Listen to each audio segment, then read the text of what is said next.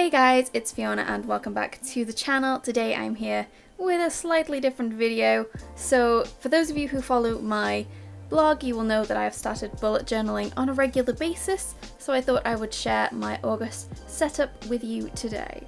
So I use the Leuchtturm, I don't actually know how to say it, journal in Emerald, which I've been really enjoying, although I do find the pages are just too thin because I'm so heavy-handed with pens. I started using bullet journaling more seriously in June because I have gone self-employed, so actually it now helps me shape every single day and is super important if I want to get stuff done. I'm very much a list maker, so it's kind of evolved from a few months worth of trial and error, shall we say. So I'm actually recording this really early on in the month of July. It is July the 19th, 20th, something like that today. I don't actually need a spread for the last week of July because I'm going to be on holiday and I won't be taking my bullet journal with me. So I thought I would just skip that and go straight into my August planning, because the first week of my August spreads, like my weekly spreads, will have the last 3 days of July, which is when I'm back, so it actually works out really well for that. So I'm starting off my August spreads with a quote from Maggie Stiefvater, who is one of my all-time favourite authors, and I love her books, and this is a quote from her book Forever, which is the third book in the Walls of Mercy Fall series, which, if you know me at all, you know I love very, very much. And this August spread is all about love and hearts, so I thought this was a really lovely and kind of personal to me quote to put in there. The pens I used on this monthly spread, which I did show you very briefly, are the Sakura Pigma Microns, the Faber-Castell Echo Pigment, and the Pentel Touch Sign pens. These are like my favourite sort of essential pens for bullet journaling.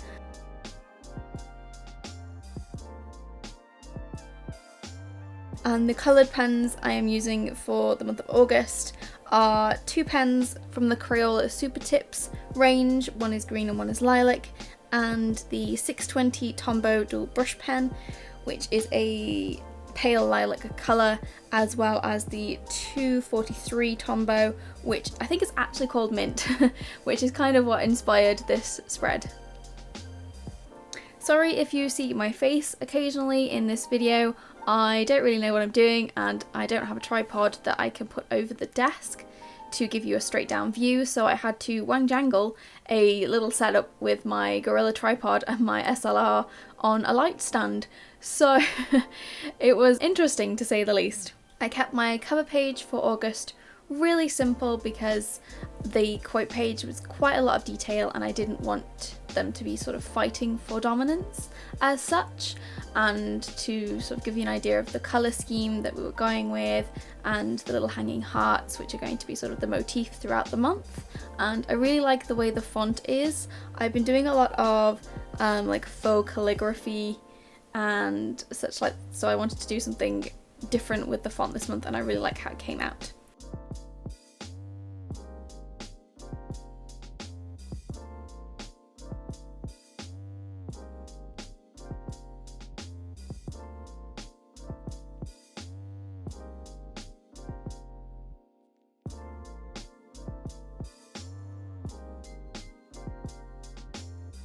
So my month at a glance spread is pretty similar to how I did July's, except I made the boxes touch each other, because last month the boxes were like individual and each had a little drop shadow, but this month I wanted a little bit more space in each box, so I connected all the boxes to make them a little bit larger. I also added a little log in the bottom right hand corner for monitoring my Instagram. So I am about to launch my first Kickstarter and through my design Instagram, which is pretty new, so I want to just see sort of what posts work, how people find me, and things like that throughout the month. Above that I have my little future box, which I found super useful last month, so I can write down anything that has been like booked for upcoming events or birthdays or parties or anything. Like, there's a lot of things going on and I'm sure I'll be booking more things, so I'll be able to write down things that are going on after August but I'll be able to use a lot of what I wrote in last month's for this month. So it should be really useful again, I'm sure it will be, and I think it's a really great little addition for me because if I don't write it down, I will forget. That's just how I am.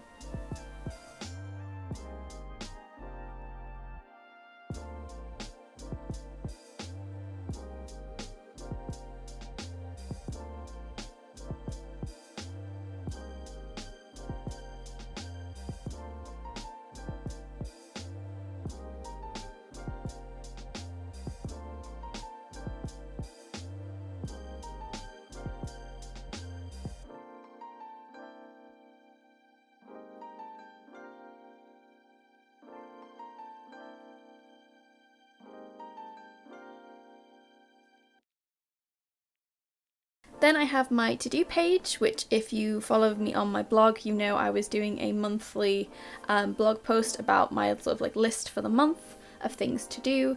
I have incorporated that properly into a spread the last 2 months in my bullet journal, and it's like my holy grail page for the month. I use it a lot. My ideas and plans page used to be part of my to-do list, but I split out my blog and YouTube ideas into a separate page with a business and Kickstarter section, which as I have my Kickstarter launching in August, I don't need a section for that in August. So I decided to give my to-do list a bit more space to breathe because I like to write down lots and lots of things and put a blog post, YouTube and books I've read and cards and crafts to do into their own separate categories so I can keep a better eye on what I need to do.